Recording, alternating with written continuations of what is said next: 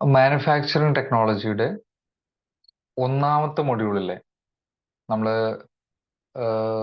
Mechanical രണ്ടാം സെമസ്റ്ററിൽ പഠിക്കുന്ന ബേസിക് പേപ്പർ ആയിട്ടുള്ള മാനുഫാക്ചറിങ് ടെക്നോളജിയുടെ ഒന്നാമത്തെ മൊഡ്യൂളിൽ വരുന്ന കാര്യങ്ങൾ, പ്രധാനപ്പെട്ട ക്വസ്റ്റ്യൻസ് ഏതൊക്കെയാണ്, നമുക്ക് ഏതൊക്കെ ക്വസ്റ്റ്യൻസ് എങ്ങനെയൊക്കെ എക്സാം എഴുതാം അല്ലെങ്കിൽ എങ്ങനെയൊക്കെ ആൻസർ ചെയ്യാം എന്നുള്ള കാര്യങ്ങളാണ് നമ്മൾ ഈ ഒരു വീഡിയോയിലൂടെ ഇന്ന് ഡിസ്കസ് ചെയ്യാൻ വേണ്ടിയിട്ട് ഉദ്ദേശിക്കുന്നത്.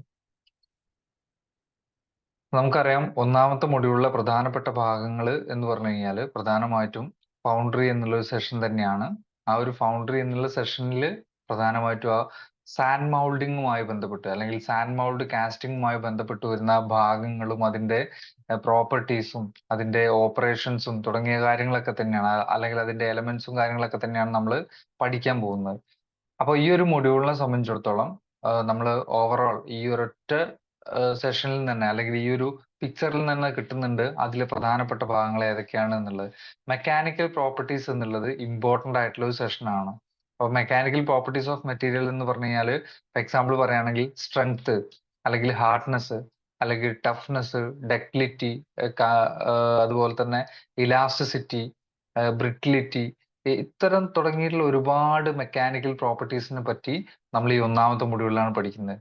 അപ്പൊ നമ്മളെ 7 മാർക്കിന്റെ ഒരു ചോദ്യമായിട്ട് പ്രതീക്ഷിക്കാവുന്ന ചോദ്യം കൂടെയാണ് ഇനി എന്തെന്ന് മെക്കാനിക്കൽ പ്രോപ്പർട്ടീസ് ഓഫ് മെറ്റീരിയൽ എന്നുള്ളത്. അതിനി വൈഡാക്കി ചോദിച്ചിട്ടില്ലെങ്കിലും ഇതിലേതെങ്കിലും ഈ പ്രോപ്പർട്ടീസിൽ ഏതെങ്കിലും തന്നിട്ട് അത് എക്സ്പ്ലെയിൻ ചെയ്യാനും ഒരുപക്ഷെ നമ്മുടെ അടുത്ത് ചോദിക്കാം. അപ്പൊ അതുകൊണ്ട് മെക്കാനിക്കൽ പ്രോപ്പർട്ടീസ് ഏതൊക്കെയാണ് എന്ന് എല്ലാവരും കറക്റ്റ് ആയിട്ട് പഠിച്ചു വെക്കുക. ദെൻ ഫൗണ്ടറി എന്നുള്ള ഒരു സെഷൻ എടുത്തു കഴിഞ്ഞാൽ ഈ ഫൗണ്ടറിയിൽ നമ്മൾ പ്രധാനമായിട്ടും പാറ്റേൺസിനെ കുറിച്ച് പറയുന്നുണ്ട്. പാറ്റേൺസ് എന്ന് പറഞ്ഞു കഴിഞ്ഞാൽ നമ്മൾ എന്തൊരു കാസ്റ്റിംഗ് ആണോ ചെയ്തെടുക്കുന്നത് അതിന്റെ മോഡൽസിനെയാണ് നമ്മൾ replica or the models is called patterns. അപ്പോൾ ഈ ഒരു പാറ്റേൺസ് അതിന്റെ ടൈപ്സ് ഏതൊക്കെയാണ്, അത് നമ്മൾ നിർമ്മിച്ചെടുക്കാൻ വേണ്ടി ഉപയോഗിക്കുന്ന മെറ്റീരിയൽസ്, വുഡ് ഉപയോഗിക്കുന്നുണ്ട്, പ്ലാസ്റ്റർ ഓഫ് പാരീസ് ആവാം, പ്ലാസ്റ്റിക് ആവാം, മെറ്റൽസ് ആവാം. അപ്പോൾ ഇത്തരത്തിലുള്ള ഏത് മെറ്റീരിയൽ ആണോ, അപ്പൊ ആ ഓരോ മെറ്റീരിയലിന്റെ പ്രത്യേകതകൾ എന്തൊക്കെയാണ് എന്നുള്ള കാര്യങ്ങൾ നമ്മൾ അതിനകത്ത് കറക്റ്റ് ആയിട്ട് പഠിച്ചെടുക്കണം. അതുപോലെ തന്നെ പാറ്റേൺ അലവൻസ്, നമ്മളൊരു പാറ്റേൺ ക്രിയേറ്റ് ചെയ്തെടുക്കുന്ന സമയത്ത് ആ ഒരു പാറ്റേണിനെ സംബന്ധിച്ചിടത്തോളം അതിന് കുറച്ച് അലവൻസ് നമ്മൾ കൊടുക്കേണ്ടതായിട്ടുണ്ട്. ആ ഒരു അലവൻസ് എന്ന് പറഞ്ഞു കഴിഞ്ഞാൽ നമ്മളൊരു പാറ്റേൺ ക്രിയേറ്റ് ചെയ്ത് കഴിഞ്ഞാൽ ആ പാറ്റേണിന്റെ ഷേപ്പ് ഒരുപക്ഷെ മാറാൻ ചാൻസ് ഉണ്ട്. ഇത് പോർ ചെയ്ത് വരുന്ന സമയത്ത് അല്ലെങ്കിൽ സോളിഡിഫൈ ചെയ്ത് വരുന്ന സമയത്ത് ആ ഷേപ്പ് മാറാം, അല്ലെങ്കിൽ അത് ചുരുങ്ങി പോവാം, അല്ലെങ്കിൽ അത് ഇലോങ്ങേറ്റ് ചെയ്യാം, അതല്ലെങ്കിൽ അതിൽ ടൈറ്റ് ആയി നിൽക്കാം. അപ്പൊ നമ്മൾ ഷേക്ക് ചെയ്ത് എടുക്കേണ്ടതായിട്ട് വരും. അപ്പൊ ഇത്തരത്തിൽ വ്യത്യസ്തങ്ങളായിട്ടുള്ള അലവൻസസ് ഏതൊക്കെയാണ് എന്നുള്ളത് വ്യക്തമായിട്ട് പഠിച്ചെടുക്കണം. ദെൻ മൗൾഡിങ് സാൻഡിനെ കുറിച്ച് നമ്മൾ പറയുന്നുണ്ട്. അതിന്റെ ടൈപ്സിനെ കുറിച്ചും പ്രോപ്പർട്ടീസിനെ കുറിച്ചും ഈ ഒന്നാമത്തെ മൊഡ്യൂളിലാണ് പറയുന്നത്. മൗൾഡിങ് മെത്തേഡ്സിനെ കുറിച്ചും അതിന്റെ പ്രോസസ്സിനെ കുറിച്ചും അതുപോലെ തന്നെ ഗേറ്റിംഗ് സിസ്റ്റത്തെ കുറിച്ചും അതിന്റെ എലമെന്റ്സിനെ കുറിച്ചും എല്ലാതും നമ്മൾ ഈ ഒന്നാമത്തെ മൊഡ്യൂളിൽ തന്നെയാണ് നമ്മൾ പഠിച്ചെടുക്കുന്നത്.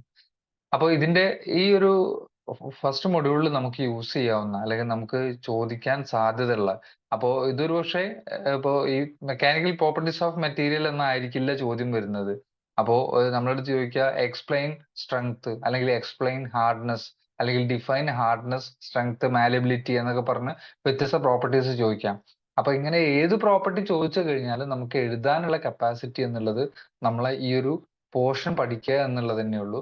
അപ്പൊ അതിന്റെ ഒരു അടിസ്ഥാനത്തിൽ നമ്മൾ എന്ത് ചെയ്യാം, കറക്റ്റ് ആയിട്ട് ഓരോരോ ക്വസ്റ്റ്യൻസ് ജസ്റ്റ് ഒന്ന് വർക്ക്ഔട്ട് ചെയ്ത് നോക്കാം.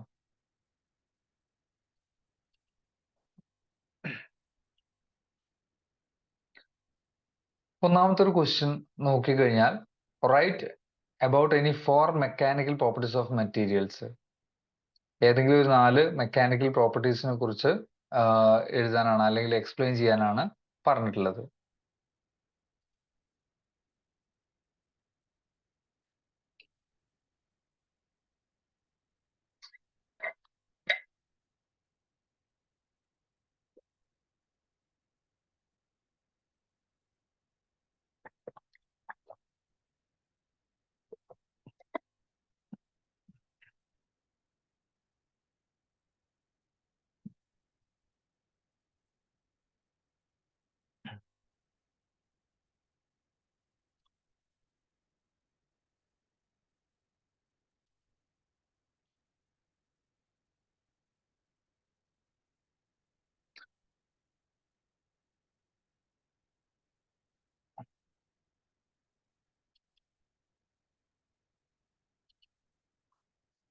ഇതില് പ്രധാനപ്പെട്ട ഒരു മെക്കാനിക്കൽ പ്രോപ്പർട്ടി എന്ന് പറയുന്നത് സ്ട്രെങ്ത് ആണ്.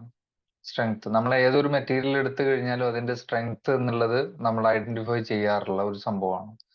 അപ്പോ ആ സ്ട്രെങ്ത് എന്നുള്ളത് എന്താണ്? It is the mechanical property of metal which provide the resistance to an external force. അപ്പൊ എക്സ്റ്റേണൽ ഫോഴ്സിൽ നിന്നും റെസിസ്റ്റൻസ്, അല്ലെ, എക്സ്റ്റേണൽ ഫോഴ്സ് വന്നാലും അതിനെ റെസിസ്റ്റ് ചെയ്യാനുള്ള ആ ഒരു പ്രോപ്പർട്ടീനെയാണ് നമ്മൾ ഇതെന്ന് പറയുന്നത്, ബേസിക്കലി സ്ട്രെങ്ത് എന്ന് പറയുന്നത്. അല്ലെങ്കിൽ to withstand the external load നമുക്ക് പറയാം, അല്ലെ. അപ്പോ it is the ability to withstand various loads without deformation or breaking. അപ്പോ നമുക്ക് ഒരു പരിധിയിലധികം പുറമേ നിന്നുള്ള ഒരു ലോഡ് വന്നു കഴിഞ്ഞാലും അതിനെയൊക്കെ തടഞ്ഞു നിർത്താനുള്ള ഒരു കഴിവുണ്ട് എങ്കിൽ അത്തരം കഴിവിനെയാണ് നമ്മൾ എന്തെന്ന് പറയുന്നത്, സ്ട്രെങ്ത് എന്ന് പറയുന്നത്. ഒരു മെറ്റലിന്റെ കേസിലാണെങ്കിലും ശരി, അതല്ല നോർമൽ കേസിലാണെങ്കിലും തന്നെയാണ് സ്ട്രെങ്ത് എന്ന് പറഞ്ഞു കഴിഞ്ഞാൽ എക്സ്റ്റേണൽ ലോഡിനെ റെസിസ്റ്റ് ചെയ്യാനുള്ള ആ ഒരു കപ്പാസിറ്റി, അല്ലെങ്കിൽ ആ ഒരു എബിലിറ്റീനെ, അല്ലെങ്കിൽ ആ ഒരു പ്രോപ്പർട്ടീനെയാണ് നമ്മൾ സ്ട്രെങ്ത് എന്ന് പറയുന്നത്.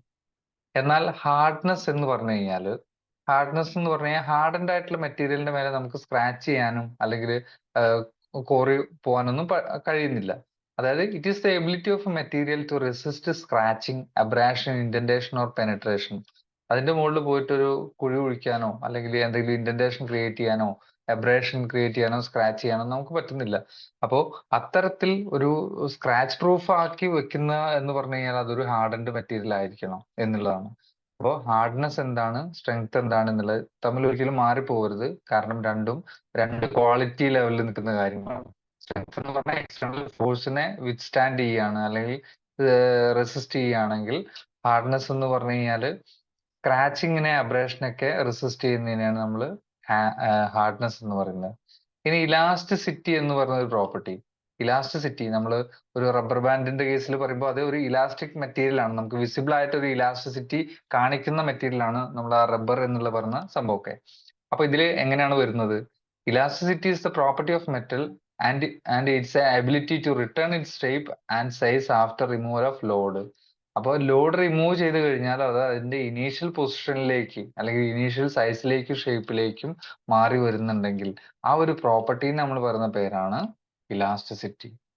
അപ്പൊ നമ്മൾ ഒരു ലോഡ് അപ്ലൈ ചെയ്ത് കഴിഞ്ഞാൽ അതൊരു ഫോമിലേക്ക് മാറുകയും ആ ലോഡ് റിമൂവ് ചെയ്ത് കഴിഞ്ഞാൽ അതൊരു പഴയ ആ ഒരു വേർഷനിലേക്ക് തന്നെ തിരിച്ചു വരുന്ന ആ ഒരു പ്രോപ്പർട്ടീനെ നമ്മൾ ഇലാസ്റ്റിസിറ്റി എന്നുള്ളതുകൊണ്ട് ഉദ്ദേശിക്കുന്നത്. അതുപോലെ ഡക്റ്റിലിറ്റി എന്ന് പറഞ്ഞു കഴിഞ്ഞാൽ it is the property of metal or material that represents plastic deformation under tensile load or it enables to be drawn into wires or elongated without rupture under tensile load. അപ്പൊ ഒരു load നമ്മൾ ഒരു tension apply ചെയ്ത് കഴിഞ്ഞാൽ അല്ലെങ്കിൽ ഒരു tensile load apply ചെയ്യുന്ന സമയത്ത് വലിഞ്ഞു നീളാനുള്ള ഒരു പ്രവണതയാണ്, പൊട്ടിപ്പോവാതെ അത് വലിഞ്ഞു നീളുകയാണ് ചെയ്യുന്നത് എങ്കിൽ അതിന് നമുക്ക് ഡക്റ്റിലിറ്റി എന്നുള്ള ഒരു പ്രോപ്പർട്ടി ഉണ്ട് എന്ന് പറയാൻ പറ്റും. നേരെ മറിച്ച് നമ്മൾ ആ വലിക്കുന്ന സമയത്ത് പൊട്ടിപ്പോവുകയാണെങ്കിൽ അതൊരു ബ്രിട്ടിൽ മെറ്റീരിയൽ ആയി മാറുകയും ചെയ്യും. അപ്പൊ ഇത്തരത്തിൽ പ്ലാസ്റ്റിക് ഇലാസ്റ്റിസിറ്റിനോട് അടുത്ത് കിടക്കുന്ന ഒരു മെറ്റീരിയൽ ആണ് ആക്ച്വലി ഡക്റ്റിലിറ്റി എന്നുള്ളത്. അപ്പൊ ആ ഒരു പ്രോപ്പർട്ടി എന്താണ് ഡക്റ്റിലിറ്റി എന്ന് പറഞ്ഞു കഴിഞ്ഞാൽ അതിനെ പൊട്ടിപ്പോവാതെ അതിന് വലിഞ്ഞു നീളാനുള്ള ഒരു കഴിവ്, അല്ലെ, അങ്ങനെ തന്നെ നമുക്ക് പറയാൻ പറ്റും. അതുപോലെ ടഫ്നെസ്, അഞ്ചാമതായിട്ടൊരു വേർഡാണ് toughness. It is the ability to absorb energy after failure or fracture. അപ്പോ അത് എത്രത്തോളം എനർജി അത് സ്റ്റോർ ചെയ്യുന്നു എന്നുള്ളതാണ് അതിന്റെ ടഫ്നെസ് എന്നുള്ള പറയുന്നത്. കാരണം ഒരു നിശ്ചിത പരിധിയിൽ കൂടുതൽ എനർജി അത് സ്റ്റോർ ചെയ്ത് കഴിഞ്ഞാൽ പിന്നെ അത് ഫ്രാക്ചർ ആയി പോകും. ആ ഫ്രാക്ചർ ആവുന്നത് വരെ അത് എന്ത് ചെയ്തുകൊണ്ടേയിരിക്കും, അതിന്റെ എനർജി അത് അബ്സോർബ് ചെയ്തുകൊണ്ടേയിരിക്കും എന്നുള്ളതാണ്. നമ്മളിപ്പോ ഒരു ടഫൻഡ് ആയിട്ടുള്ള ഒരു മെറ്റീരിയലിന്റെ മേലെ ഹാമർ വെച്ച് അടിച്ചു കഴിഞ്ഞാലും അത് ആ ഷേപ്പ് മാറിക്കൊണ്ടേ ഇരിക്കുന്നുണ്ടാവും, പൊട്ടില്ല. പക്ഷെ അതിന്റെ മാക്സിമം എനർജി അത് അബ്സോർബ് ചെയ്ത് കഴിഞ്ഞാൽ അത് എന്ത് ചെയ്തു പൊട്ടിപ്പോവുകയും ചെയ്യും. അപ്പൊ ആ ഒരു എബിലിറ്റിനെയാണ് നമ്മൾ ടഫ്നെസ് എന്നുള്ള ഒരു ടേം കൊണ്ട് ഉദ്ദേശിക്കുന്നത്. അപ്പോ ഈ ഏതെങ്കിലും ഒരു നാലെണ്ണത്തിനെ കുറിച്ചാണ് നമ്മുടെ അടുത്ത് എഴുതാൻ പറഞ്ഞിട്ടുള്ളത്.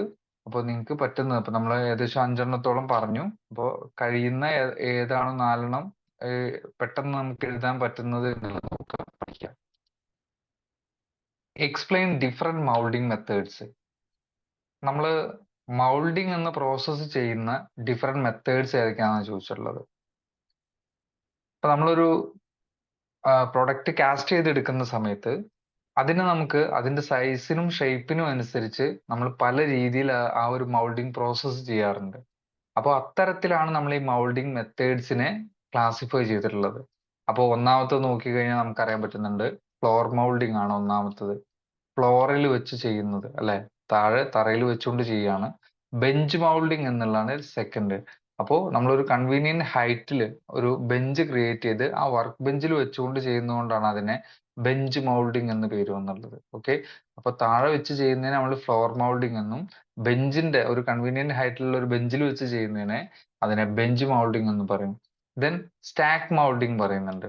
അപ്പൊ ഈ സ്റ്റാക്ക് മൗൾഡിങ് പറയുന്ന കേസ് എന്താന്ന് വെച്ചാല് അതിൽ ഐഡന്റിക്കൽ ആയിട്ടുള്ള അല്ലെങ്കിൽ ഒരുപാടെണ്ണം ഒരേ കേസിൽ തന്നെ നമുക്ക് ചെയ്തെടുക്കുന്ന സ്റ്റാക്ക് ആയിട്ട് ചെയ്യുന്നത് കൊണ്ടാണ് അതിനെ സ്റ്റാക്ക് മൗൾഡിങ് എന്നുള്ള പേരിന് വന്നിട്ടുള്ളത്. അതുപോലെ തന്നെ അടുത്തത് സ്വീപ്പ് മൗൾഡിങ്. സ്വീപ്പ് മൗൾഡിങ് എന്ന് പറഞ്ഞു കഴിഞ്ഞാൽ ഒരു സ്വീപ്പ് പാറ്റേണിന്റെ ഹെൽപ്പോട് കൂടി അല്ലെ, ആ ഒരു സ്വീപ്പിംഗ് ഓപ്ഷൻ ഓപ്ഷൻ എന്ന് പറഞ്ഞാൽ തന്നെ എന്താണ്, നമ്മൾ ആ ഒരു സെൻട്രൽ ആക്സിസിന്റെ ആക്സ് ഓഫ് റൊട്ടേഷൻ എടുത്തുകൊണ്ട് സിമ്മട്രിക്കൽ ആയിട്ടുള്ള ഒരു കാസ്റ്റിംഗ് ചെയ്തെടുക്കുന്ന അല്ലെങ്കിൽ ഒരു മൗൾഡിങ് ചെയ്തെടുക്കുന്ന മെത്തേഡാണ് സ്വീപ്പ് മൗൾഡിങ് മെത്തേഡ് എന്നുള്ളത്. അപ്പൊ ഇത്തരത്തിൽ ഇനി ഫ്ലോർ മൗൾഡിങ് ബെഞ്ച് മൗൾഡിങ് ഒന്നും കൂടാതെ പിറ്റ് മൗൾഡിങ് എന്നുള്ളൊരു പ്രോസസ്സ് ഉണ്ട്. അത് നമ്മൾ എന്താണോ കുറച്ച് ഒരു പരിധിയിലധികം വലുപ്പമുള്ള ഒരു പ്രൊഡക്റ്റ് ആണ് നമ്മൾ ഉണ്ടാക്കിയെടുക്കേണ്ടത് എങ്കിൽ അതിനെ നമ്മൾ ഒരു പിറ്റ് ചെയ്തുകൊണ്ട്, അതായത് കുഴി കുഴിച്ചുകൊണ്ട് അതിനകത്തിട്ട് നമ്മൾ കാസ്റ്റിംഗ് ചെയ്തെടുക്കുന്ന പ്രോസസ്സിനെയാണ് നമ്മൾ പിറ്റ് മൗൾഡിങ് എന്നുള്ളതുകൊണ്ട് ഉദ്ദേശിക്കുന്നത്. അപ്പൊ പ്രധാനമായിട്ടും വരുന്ന മൗൾഡിങ് മെത്തേഡ്സ് ഇതൊക്കെ തന്നെയാണ്. അപ്പൊ നീറ്റായിട്ട് ഇത് ഫിഗർ വരയ്ക്കാനും ഉൾപ്പെടുത്താനും അതേപോലെ തന്നെ അതിന്റെ പ്രധാനപ്പെട്ട പോയിന്റ്സ് എഴുതാനും ശ്രദ്ധിക്കുക. ക്ലാസിഫൈ ദ മൗൾഡിങ് സാൻഡ് നമ്മൾ മൂന്നാമത്തെ ഒരു ചോദ്യമാണ്. അപ്പൊ മൗൾഡിങ് സാൻഡിനെ ക്ലാസിഫൈ ചെയ്യാനാണ് പറഞ്ഞിട്ടുള്ളത്. മൗൾഡിങ് സാൻഡ് നമ്മൾ പ്രധാനമായിട്ടും അതിന്റെ ഒറിജിൻ അനുസരിച്ചാണെങ്കിൽ നാച്ചുറൽ സാൻഡ് എന്നും അതേപോലെ തന്നെ ആർട്ടിഫിഷ്യൽ ആയിട്ടുള്ള നമ്മൾ സിന്തറ്റിക് ആയിട്ട് വരുന്ന സാൻഡ്സിനൊക്കെ അങ്ങനെ സെപ്പറേറ്റ് ചെയ്യാറുണ്ട്. എന്നാൽ നമ്മൾ അതിന്റെ യൂസിനനുസരിച്ച് അത് എവിടാണോ ഉപയോഗിക്കുന്നത് അതിനനുസരിച്ച് നമ്മൾ green foundry sand green sand, dry sand, loam sand, parting sand, facing sand തുടങ്ങിയ ടൈപ്സ് ആക്കിയിട്ട് നമ്മൾ പറയാറുണ്ട്. അപ്പൊ ഇത്തരത്തിൽ വരുന്ന സാൻഡ് ഈ ഓരോ പേര് കേൾക്കുമ്പോഴും അതിൻ്റെതായിട്ടുള്ള ഫങ്ഷൻസ് ആണ് ആക്ച്വലി അതിനകത്ത് എക്സ്പ്ലെയിൻ ചെയ്യുന്നത്. ഗ്രീൻ സാൻഡ് എന്ന് പറഞ്ഞു കഴിഞ്ഞാൽ നനഞ്ഞ സാൻഡ് എന്ന് വേണം നമ്മൾ ഓർമ്മയിൽ വെക്കാൻ. പച്ച സാൻഡ് എന്ന് പറഞ്ഞാൽ നമ്മൾ പച്ച വെള്ളം എന്ന് പറഞ്ഞു കഴിഞ്ഞാൽ പച്ച കളറിലല്ലല്ലോ, അത് ആക്ച്വലി ആ ഒരു വെള്ളത്തിന് നമ്മൾ പറയുന്ന കോമൺ ആയിട്ടുള്ള ഫോം ആണ് അല്ലെ. എന്നതുപോലെ ഗ്രീൻ സാൻഡ് എന്ന് പറഞ്ഞു കഴിഞ്ഞാൽ പച്ച സാൻഡ് എന്നുള്ളതിന് മാറി അത് നനഞ്ഞത്, the mixture of silica with present in water. അപ്പോൾ ആ ഒരു മിക്സ്ചർ വെള്ളത്തിന്റെയും മണലിന്റെയും കൂടെ ഒരു മിക്സ്ചറിനെയാണ് ആക്ച്വലി നമ്മൾ എന്ന് പറയുന്നത് ഗ്രീൻ സാൻഡ് എന്ന് പറയുന്നത്. അപ്പോൾ പേഴ്സൻറ്റേജും കാര്യങ്ങളൊക്കെ അതിൽ ഉൾപ്പെടുത്താവുന്ന പേഴ്സൻറ്റേജും കാര്യങ്ങളൊക്കെ നമുക്കൊന്ന് നീറ്റ് ആയിട്ട് തന്നെ നോക്കണം. അപ്പോൾ അത് ഡ്രൈ ആവാത്തൊരു കണ്ടീഷൻ ആണെങ്കിൽ നമുക്ക് അതിന് എന്തെന്ന് പറയാൻ പറ്റുള്ളൂ, ഗ്രീൻ സാൻഡ് എന്ന് പറയാൻ പറ്റുന്നുള്ളൂ. അപ്പോൾ ഗ്രീൻ സാൻഡ് എന്ന് പറഞ്ഞാൽ പ്രസൻസ് ഓഫ് വാട്ടർ ആണെങ്കിൽ ഡ്രൈ സാൻഡിൽ വരുന്നത് without the presence of water ആണ്. അപ്പൊ ഇതിനകത്ത് വെള്ളത്തിന്റെ അളവില്ല, ഇത് ഡ്രൈ സാൻഡ് ആണ്. അതുപോലെ ലോം സാൻഡ്. ലോം സാൻഡ് എന്ന് പറഞ്ഞു കഴിഞ്ഞാൽ അതിനകത്ത് ക്ലേ കണ്ടന്റും കൂടെ ആഡ് ചെയ്യാണ്. അപ്പൊ ആ ക്ലേ കണ്ടന്റും കൂടെ ആഡ് ചെയ്തിട്ടുള്ള അല്ലെങ്കിൽ ഒരു സ്പെഷ്യൽ ടൈപ്പ് ഓഫ് ഒരു heavy casting usually with help of sweeps and skeleton patterns വെച്ചുകൊണ്ട് ചെയ്യുന്ന അത്തരം സാൻഡ് ആണ് ലോം സാൻഡ് എന്ന് പറയുന്നത്. അപ്പൊ അത് നമ്മൾ എല്ലാ ആവശ്യങ്ങൾക്കും ലോം സാൻഡ് എന്നുള്ളത് ഉപയോഗിക്കുന്നില്ല. പക്ഷെ എന്താണ് അത് ക്ലേ കണ്ടന്റിന്റെ പെർസെൻറ്റേജ് 50% ആണ് ക്ലേ യൂസ് ചെയ്യുന്നത്. അതേപോലെ തന്നെ വെരി ഹെവി കാസ്റ്റിങ്സിനാണ് പ്രധാനമായിട്ടും. അപ്പൊ സ്കെൽട്ടൺ പാറ്റേൺ പോലുള്ള അതിന്റെയൊക്കെ ഹെൽപ്പോട് കൂടിയിട്ടാണ് നമ്മൾ ഈ ലോം സാൻഡ് യൂസ് ചെയ്യുന്നത്. ദെൻ പാർട്ടിങ് സാൻഡ് പറയുന്നുണ്ട്. ഈ പാർട്ടിങ് സാൻഡ് എന്ന് പറഞ്ഞു കഴിഞ്ഞാൽ നമ്മൾ രണ്ട് സാൻഡുകൾ തമ്മിൽ അല്ലെങ്കിൽ കോപ്പ് ഡ്രാഗ് പോലുള്ള ഭാഗങ്ങൾ തമ്മിൽ ചേർത്ത് വെക്കുന്ന സമയത്ത് അതിലുള്ള സാൻഡുകൾ തമ്മിൽ മിക്സ് ചെയ്ത് പോകാനും അതേപോലെ ഒട്ടിപ്പിടിച്ചിരിക്കാനും അല്ലെ, അതിനൊരു അഡ്ഹസീവ്നെസ് ഉള്ളത് കൊണ്ടും തന്നെ അതിന്റെ ആ പ്രോപ്പർട്ടി തന്നെ അറിയാലോ, അത് ഒട്ടിപ്പിടിച്ചിരിക്കാനുള്ള ഒരു കഴിവ് കൂടുതലായിരിക്കും. അപ്പോൾ സാൻഡ് ടു സാൻഡ് വന്നു കഴിഞ്ഞാൽ അത് അവിടെ ബ്രോക്കൺ ആയി മാറാനുള്ള ഒരു ചാൻസ് ഉണ്ട്. അപ്പൊ അതുകൊണ്ട് അത്തരത്തിൽ സാൻഡുകളെ അല്ലെങ്കിൽ പ്രത്യേകമായ ഭാഗങ്ങളെ പാർട്ട് ചെയ്തെടുക്കുന്നതിന് വേണ്ടി യൂസ് ചെയ്യുന്നതാണ് പാർട്ടിങ് സാൻഡ് എന്നുള്ളത്. അപ്പൊ ഡീറ്റെയിൽഡ് ആയിട്ട് പാർട്ടിങ് സാൻഡ് എന്താണെന്നുള്ളത് എഴുതി വെക്കാൻ വേണ്ടി ശ്രദ്ധിക്കുക. ദെൻ ഫേസിങ് സാൻഡ് ആണ് നമുക്ക് ലാസ്റ്റ് പറഞ്ഞുള്ളത്.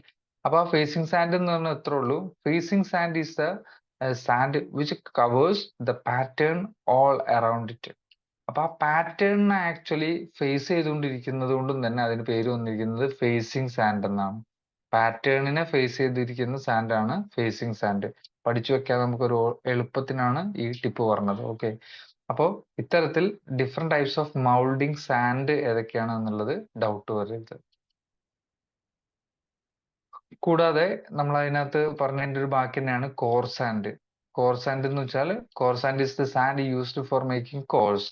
ഇപ്പൊ നമ്മള് ഫൗണ്ടറി സെഷനിലൊക്കെ ചെയ്യുന്ന സമയത്ത് കോഴ്സ് യൂസ് ചെയ്യുന്നുണ്ട്. അതിന്റെ സപ്പോർട്ടിങ് മെമ്പർ ആയിട്ടാണ് അതിനകത്ത് യൂസ് ചെയ്യുന്നത്. അല്ലെങ്കിൽ നമുക്ക് ഒരു ഷേപ്പിൽ നിന്ന് മറ്റൊരു ഷേപ്പിലേക്ക് മാറ്റിയെടുക്കുന്ന അവസ്ഥയിലൊക്കെയാണ് ഇത്തരം കോറുകളൊക്കെ നമ്മൾ യൂസ് ചെയ്യുന്നത്. അപ്പോൾ ആ കോർ സാൻഡ് എന്തിനു വേണ്ടിയിട്ടാണ്?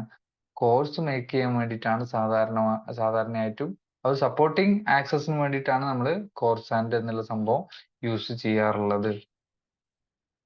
നാലാമത്തെ ഒരു ചോദ്യം അതിനകത്ത് വന്നുള്ളത് which are the different pattern allowances. Pattern allowance എന്താണെന്നുള്ളതാണ് ചോദിച്ചിട്ടുള്ളത്. അപ്പം നമ്മൾ നേരത്തെ പറഞ്ഞ പോലെ ഒരു പാറ്റേൺ ക്രിയേറ്റ് ചെയ്യുന്ന സമയത്ത് ഒരിക്കലും അത് അതിന്റെ കറക്റ്റ് ഷേപ്പിലും സൈസിലും അല്ല ക്രിയേറ്റ് ചെയ്തെടുക്കുക. കാരണം ആ ഒരു പാറ്റേണിനെ സംബന്ധിച്ചിടത്തോളം ഈ പാറ്റേണിനെക്കാട്ടിലും കുറച്ചുകൂടെ വലുപ്പത്തിൽ ഉണ്ടാക്കിയാലേ അത് ഇനി ഒന്ന് ചുരുങ്ങിക്കഴിഞ്ഞാലും ആ പ്രൊഡക്റ്റ് നമ്മളുടെ വേണ്ടുന്ന ആ ഒരു ഷേപ്പിലും സൈസിലും കിട്ടുന്നുള്ളൂ. അപ്പൊ അതുകൊണ്ടും തന്നെ പാറ്റേണിന് നമുക്ക് എന്ത് കൊടുക്കാറുണ്ട്? ഒരു നിശ്ചിത എമൗണ്ട് അല്ലെങ്കിൽ നിശ്ചിത സൈസ് കൂട്ടി വെക്കാറുണ്ട്. ആ ഒരു സൈസ് കൂട്ടി വെക്കുന്നതിനെയാണ് നമ്മൾ ആക്ച്വലി അതിന്റെ അലവൻസ് എന്ന് പറയുന്നത്. അപ്പൊ ഇത്രേ ഉള്ളൂ. A pattern is always made larger than the required size. അപ്പോൾ നമ്മൾ റിക്വയർഡ് സൈസിനെക്കാട്ടിലും ലാർജർ ആയിട്ടാണ് ആക്ച്വലി മെയ്ഡ് ചെയ്യുന്നത്. The following allowances are. അപ്പൊ അലവൻസസ് ഏതൊക്കെയാണ്? Shrinkage allowance. ഈ പേരിൽ തന്നെ ഉണ്ട് അല്ലെ, ഷ്രിങ്കേജ് ആണ്. അത് ചുരുങ്ങി പോകുന്ന സമയത്ത് അല്ലെങ്കിൽ ചുരുങ്ങി പോകാൻ ചാൻസ് ഉള്ളത് കൊണ്ട്. അപ്പൊ ഒരു മെറ്റലിനെ നമ്മൾ മോൾട്ടൺ മെറ്റലിനെ നമ്മൾ ആ ഫ്ലൂയിഡ് ക്യാവിറ്റിയിലേക്ക് അല്ലെങ്കിൽ ആ ഒരു മൗൾഡ് ക്യാവിറ്റിയിലേക്ക് ഒഴിക്കുന്ന സമയത്ത് അത് തണുത്തുറയുന്ന സമയത്ത് സോളിഡിഫിക്കേഷൻ ടൈമിൽ സോളിഡിഫൈ ചെയ്യുന്ന സമയത്ത് അത് ഷ്രിങ്ക് ചെയ്ത് പോകാൻ അല്ലെ, ചുരുങ്ങി പോകാൻ ചാൻസ് ഉണ്ട്. ആ ഒരു ചുരുങ്ങി പോവാതിരിക്കാൻ വേണ്ടി നമ്മൾ ഒരു അഡീഷണൽ ആയിട്ട് കൊടുക്കുന്ന ആ ഒരു സൈസിനെയാണ് ഷ്രിങ്കേജ് അലവൻസ് എന്ന് പറയുന്നത്. എന്നാൽ taper allowance, second allowance taper allowance or draft allowance എന്ന് നമ്മൾ പറയാറുണ്ട്. നമ്മൾ ഈ ഒരു പാറ്റേണിനെ നമ്മൾ എന്ത് ചെയ്യാണ്, അല്ലെങ്കിൽ ആ ഒരു ഒബ്ജക്റ്റിനെ നമ്മൾ ഒരു സ്ട്രൈറ്റ് ആയിട്ടുള്ള ലൈനിലാണ് താഴോട്ട് ഇറക്കിയത് എങ്കിൽ നമുക്ക് അതിൽ നിന്ന് ആ ഒരു പാറ്റേൺ തന്നെ അഴിച്ചെടുക്കാൻ വളരെ ബുദ്ധിമുട്ടായിരിക്കും. അത്തരം കേസിലൊക്കെ നമ്മൾ ചെറിയൊരു ടാപ്പർ അലവൻസ് അതിനകത്ത് കൊടുക്കും. ചെരിച്ച് വെച്ച ഒരു ഷേപ്പ് ആക്കിയിട്ട് ഉണ്ടാക്കിയെടുക്കും. അപ്പൊ സ്ട്രെയിറ്റ് വരുന്ന ഭാഗങ്ങളിലും ഈ ചെരിഞ്ഞ അല്ലെങ്കിൽ ഇൻക്ലൈൻഡ് ആയിട്ടുള്ള ഒരു പോർഷൻ ആക്കിയിട്ടാണ് നമ്മൾ ചെയ്തു കൊടുക്കുക. അത്തരത്തിൽ നമ്മൾ ചെയ്യുന്ന ആ ഒരു അലവൻസിനെയാണ് ഡ്രാഫ്റ്റ് ഓർ ടാപ്പർ അലവൻസ് എന്ന് പറയുന്നത്. ഇനി അതേപോലെ മൂന്നാമത് മെഷീനിങ് അലവൻസ് പറയുന്നുണ്ട്. ഈ മെഷീനിങ് അലവൻസ് എന്ന് പറഞ്ഞാൽ ഫിനിഷിംഗ് അലവൻസ് എന്നും അതിനെ മറ്റൊരു പേര് പറയാറുണ്ട്. മെഷീനിങ് അലവൻസ് എന്ന് പറയുമ്പോൾ അതില് നമ്മളിപ്പോ ഒരു പ്രോസസ്സ് ചെയ്താലും കാസ്റ്റിംഗ് പ്രോസസ്സ് ചെയ്താലും അതിൽ എക്സ്റ്റെൻഡഡ് പോർഷൻസോ അല്ലെങ്കിൽ അഡീഷണൽ ആയിട്ടുള്ള ചില ഭാഗങ്ങളൊക്കെ കൂടിച്ചേർന്ന് നിൽക്കാനൊക്കെ ചാൻസ് കൂടുതലാണ്. അപ്പൊ അതിനെ നമ്മൾ ലാസ്റ്റ് ഒരു ഫിനിഷിംഗ് പോളിഷിംഗ് വർക്ക് ചെയ്യേണ്ടതായിട്ട് വരും. ആ ഫിനിഷിംഗ് ചെയ്യുമ്പോൾ ചെറിയൊരു എമൗണ്ട് നമുക്ക് മിസ്സായി പോകുന്നതുകൊണ്ടും തന്നെ നമ്മൾ കുറച്ച് കൂടുതലാക്കിയിട്ടാണ് ഈ മെഷീനിങ് അലവൻസ് ആക്കിയിട്ടും വെക്കാറുള്ളത്. അപ്പൊ അത്തരം അലവൻസിനെയാണ് നമ്മൾ മെഷീനിങ് അലവൻസ് എന്ന് പറയാറുള്ളത്.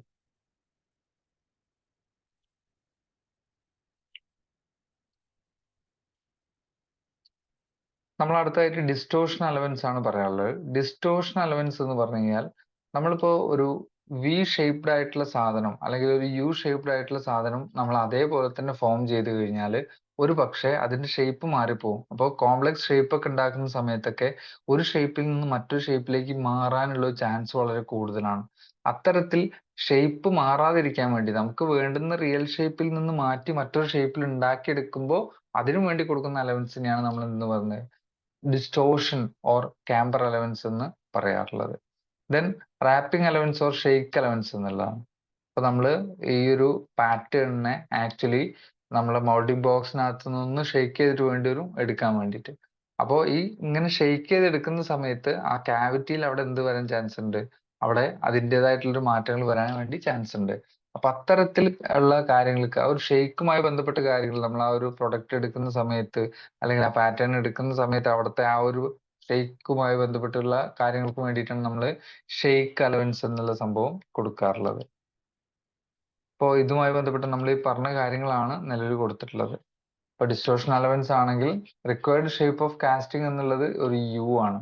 ആക്ച്വലി ഡിസ്റ്റോർട്ടഡ് കാസ്റ്റിംഗ് എന്ന് പറഞ്ഞത് ഇങ്ങനെയാണ്. അപ്പോൾ നമ്മൾ ഒരു കാമ്പേർഡ് പാറ്റേൺ ആണ് ആക്ച്വലി കൊടുത്തിട്ടുണ്ടായിരിക്കുക. അതിനെ ഡിസ്റ്റോർട്ട് ചെയ്ത് കഴിഞ്ഞ് കഴിഞ്ഞാൽ അത് ഈ ഒരു ഷേപ്പിലേക്ക് കിട്ടുന്നുള്ളൂ എന്നുള്ളതാണ്. ഓക്കെ.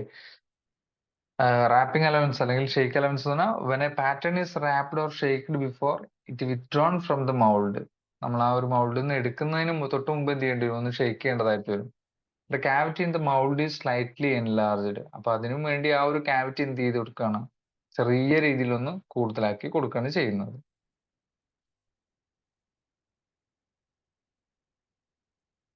ഇനി അടുത്തതായിട്ട് പറയാനുള്ളത് what are the properties of moulding sand എന്നാണ്.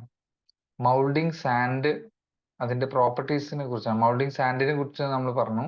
ഇനി അതിന്റെ പ്രോപ്പർട്ടീസിനെ കുറിച്ചാണ് അടുത്തൊരു ചോദ്യം ചോദിച്ചിട്ടുള്ളത്.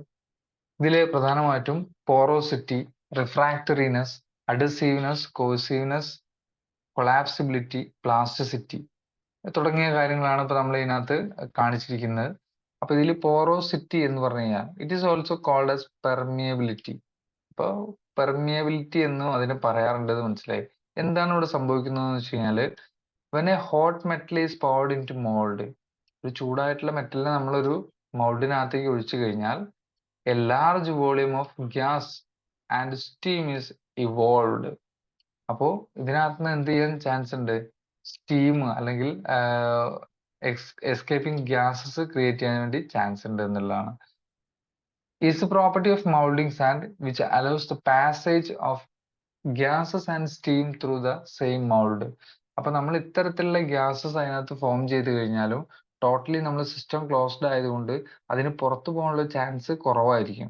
അപ്പൊ അതുകൊണ്ട് ഈ ഇപ്പോ സാൻഡ് മൗൾഡ് വെച്ചിട്ടാണ് ചെയ്തതെങ്കിൽ ആ സാൻഡ് മൗൾഡിന്റെ ഗ്യാപ്പിലൂടെ തന്നെ എന്ത് ചെയ്യാൻ പറ്റണം? ഇതിന് പുറമേക്ക് പോകാനുള്ള ഒരു കഴിവ് വേണം. അപ്പോ പോറോസിറ്റി, പോർസ് ഉണ്ടായിരിക്കണം എന്നുള്ളതാണ് ആ ഒരു സാൻഡ് മൗൾഡിന്. ചെറിയ ചെറിയ മൈന്യൂട്ട് ഹോൾസിലൂടെ ഗ്യാസ് എന്തായിക്കോളും? എസ്കേപ്പ് ആയി പോയിക്കോളും. റിഫ്രാക്ടറിനെസ് എന്ന് പറഞ്ഞു കഴിഞ്ഞാൽ നമുക്ക് ആ പേരിൽ തന്നെ റിഫ്രാക്ടറിനെസ് എന്ന് പറഞ്ഞു കഴിഞ്ഞാൽ അത് ടെമ്പറേച്ചറിനെ, ഹൈ ടെമ്പറേച്ചറിനെ വിത്ത്സ്റ്റാൻഡ് ചെയ്യാനുള്ള എബിലിറ്റിനെയാണ് നമ്മൾ എന്തെന്ന് പറയുന്നത്? റിഫ്രാക്ടറിനെസ് എന്നുള്ളതുകൊണ്ട് പറയുന്നത്. അപ്പോൾ ഹയർ ടെമ്പറേച്ചർ വന്നു കഴിഞ്ഞാലും നമുക്ക് അതിനെ എന്ത് ചെയ്യാൻ പറ്റണം? താങ്ങി നിർത്താൻ പറ്റണം. അത്തരം താങ്ങാനുള്ള കപ്പാസിറ്റിനെയാണ് നമ്മൾ റിഫ്രാക്ടറിനെസ് എന്നുള്ളതുകൊണ്ട്. അഡസീവ്നെസ് എന്ന് പറഞ്ഞു കഴിഞ്ഞാൽ അടുത്ത പ്രോപ്പർട്ടി. ഈ അഡസീവ്നെസ് എന്ന് പറയുമ്പോൾ നമ്മൾ വ്യത്യസ്തങ്ങളായിട്ടുള്ള രണ്ട് മെറ്റൽസ് അല്ലെങ്കിൽ രണ്ട് മെറ്റീരിയൽസ് തമ്മിൽ ജോയിൻ ചെയ്യുന്ന ആ ഒരു അട്രാക്റ്റീവ് ഫോഴ്സിനെയാണ് നമ്മൾ അഡസീവ്നെസ് എന്നുള്ളതുകൊണ്ട് പറയുന്നത്. ഇപ്പൊ മൗൾഡിംഗ് ബോക്സിനകത്ത് മൗൾഡിംഗ് ബോക്സ് ഉണ്ട്, മൗൾഡിംഗ് സാൻഡ് ഉണ്ട്. ഈ മൗൾഡിംഗ് ബോക്സും സാൻഡും തമ്മിൽ ഒരു അട്രാക്ഷൻ ഇല്ലാത്ത പക്ഷമാണെങ്കിൽ ആ ഒരു മൗൾഡ് നമുക്ക് സെറ്റ് ചെയ്യാൻ വേണ്ടി പറ്റില്ല. അപ്പൊ അതുകൊണ്ട് ആ ഒരു രണ്ട് ഡിഫറെന്റ് മോളിക്യൂൾസ് ആണ് മൗൾഡിംഗ് ബോക്സും മൗൾഡിംഗ് സാൻഡും. പക്ഷെ അതിനെ എന്ത് ചെയ്യണം? ക്ലബ് ചെയ്ത് വെക്കാൻ പറ്റണം. അപ്പോൾ അത്തരത്തിൽ രണ്ട് ഡിഫറെന്റ് മോളിക്യൂൾസ് തമ്മിൽ ക്ലബ് ചെയ്യുന്ന ആ ഒരു പ്രോസസ്സിനെ അല്ലെങ്കിൽ അത്തരം ആ ഒരു അട്രാക്റ്റീവ് ഫോഴ്സിനാണ് അഡസീവ്നെസ് എന്ന് പറയുന്നത്. എന്നാൽ അടുത്തത് കൊഹസീവ്നെസ് എന്നുള്ള ഒരു ടോപ്പിക്കാണ് അല്ലെങ്കിൽ ആ ഒരു പ്രോപ്പർട്ടിയാണ്. അപ്പൊ അഡസീവ് എന്ന് പറഞ്ഞാൽ രണ്ട് ഡിഫറെന്റ് മോളിക്യൂൾസ് ആണെങ്കിൽ കോസീവ് എന്ന് പറഞ്ഞാൽ സെയിം മോളിക്യൂൾസ് തമ്മിലുള്ള അട്രാക്ഷനെയാണ് നമ്മൾ അതിന്റെ ആ ഒരു കോസീവ്നെസ് എന്നുള്ളതുകൊണ്ട് പറയുന്നത്. അതുപോലെ കൊളാപ്സിബിലിറ്റി, മൗൾഡിംഗ് സാൻഡിന്റെ പ്രത്യേകമായിട്ടുള്ള ഒരു പ്രോപ്പർട്ടിയാണ് കൊളാപ്സിബിലിറ്റി. നമ്മൾ ഓരോ മൗൾഡ് ഓരോ വർക്ക് ചെയ്ത് കഴിഞ്ഞാലും പൊട്ടിച്ച് കളയേണ്ടതായിട്ടും അത് റീയൂസ് ചെയ്യേണ്ടതായിട്ടും ഉണ്ട്. അപ്പൊ ഈ ഒരു പൊട്ടിച്ച് കളയുന്ന സമയത്ത് പൊട്ടുന്നില്ല അല്ലെങ്കിൽ അത്തരത്തിലുള്ള ഒരു ബുദ്ധിമുട്ട് വന്നു കഴിഞ്ഞാൽ അതിന് കൊളാപ്സിബിലിറ്റി ഇല്ല എന്ന് വേണം നമ്മൾ മനസ്സിലാക്കാൻ. Then plasticity or flowability. Plasticity or flowability എന്ന് പറഞ്ഞു കഴിഞ്ഞാൽ നമ്മൾ ഒരു ഷേപ്പിൽ നിന്നും മറ്റൊരു ഷേപ്പിലേക്ക് നമ്മൾ കാസ്റ്റിങ്സ് ഒക്കെ ഉണ്ടാക്കിയെടുക്കുന്ന സമയത്ത് ഏത് ഷേപ്പ് വേണമെങ്കിലും നമുക്ക് ആ സാൻഡ് വെച്ചുകൊണ്ട് എന്ത് ചെയ്യാൻ പറ്റണം? നിർമ്മിച്ചെടുക്കാൻ വേണ്ടി കഴിയണം. അപ്പൊ അത്തരത്തിൽ ഉള്ള അതിന്റെ ആ ഒരു എബിലിറ്റിനെയാണ് നമ്മൾ എന്തെന്ന് പറയുന്നത് അല്ലെങ്കിൽ ആ പ്രോപ്പർട്ടിനെയാണ് പ്ലാസ്റ്റിസിറ്റി ഓർ ഫ്ലോയബിലിറ്റി എന്നുള്ളതുകൊണ്ട് ഉദ്ദേശിക്കുന്നത്.